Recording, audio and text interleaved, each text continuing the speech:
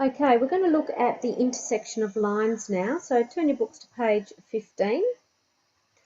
So later on in the course, we are going to be looking at break-even analysis. You look at break-even analysis when you've got a business and you have costs relating to your business, and you also have profits and revenue that come in from your business. So you can actually draw a straight line relationship for your costs and also your revenue. So it might look something like this. So this might be your cost equation, and this might look like your revenue equation. And so a business will always have a point where the money that you're bringing in equals the cost that you've shelled out for that business in making those items. So that's called your break-even point, and that's the intersection, as you can see, of the two lines. If you make more than that amount by this much, if you're at this point, you've made a profit. Less than that break-even point, you've made a loss, and if you don't do something about it, you're going to run out of money pretty quick. So what we need to do is actually learn the skill of how to solve the value for x when those two lines intersect. Okay, so let's have a look at this. Find the intersect of y equals 4x plus 9 and y equals minus 2x plus 3. So the point where they intersect must mean they have the same value for x and also the same value for y. So that means that the expressions will be equal at this point. Okay, and so what we're going to do is we're going to make those equations equal. We're going to rearrange them so that all the number terms are on this side and all the letter terms are on this side, so we can find our value for x. And then we're going to substitute that into one of the equations, this one here, and we'll find the y point where it crosses. So I'm going to go through actually an example of that, which will explain that to you. So let's make these equations equal. Okay, so the point that they cross means that y is equal to y. So that means exactly that 2x minus 5 equals minus 3x plus 10.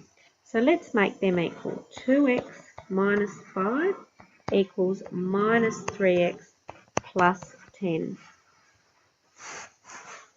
So the first thing I said, we need to put all the letter terms on the left-hand side and all the number terms on the right-hand side.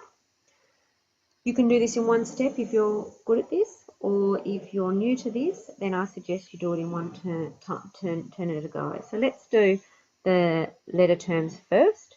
So it's going to be plus 3x when we take it over to the other side. So 2x plus 3x makes 5x. And then we're going to take our number terms over to the other side. So it becomes 10 plus 5. Why am I plussing it? Because I'm changing the sign as I take it over to the other side.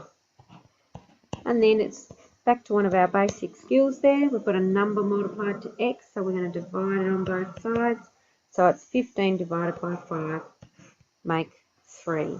So now we've got the position of the x of where these two lines cross. Now we need to find the y. So it doesn't matter which one you substitute it back into. I always pick the one that looks like the easiest number. This one does to me. And so I'm going to put in, every time I see an x, there's only one time, I'm going to put the number 3.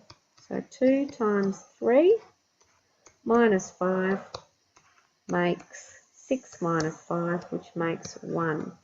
So the coordinate point is 3, 1. Okay, so if this was a business answer, then they would need to make 3 items to break even.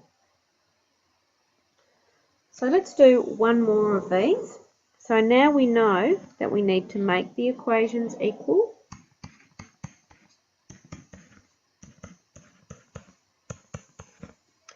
Can you remember the next step? take all the letter terms over to the left-hand side. This time I'm going to do it all in one go to see if you can cope with this. So I'm going to move the 2x over this side and change the sign, and I'm going to move the plus 6 over to this side and change the sign. So it would look something like this: minus 4x minus 2x equals minus 12 minus 6. And then I'd simplify this. It becomes a bigger minus. This becomes a bigger minus. And so then it's now in a form where we're just dividing both sides by 6. 18 divided by 6 is 3. And again, we've got our value for x equals 3. So this time I'm going to substitute it into this one on the right because it just looks like an easier equation.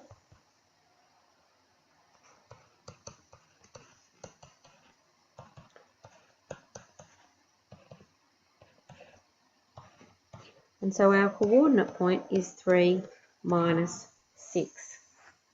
Now the great thing about this is I can check to see if this answer's right. I can put it in the other one.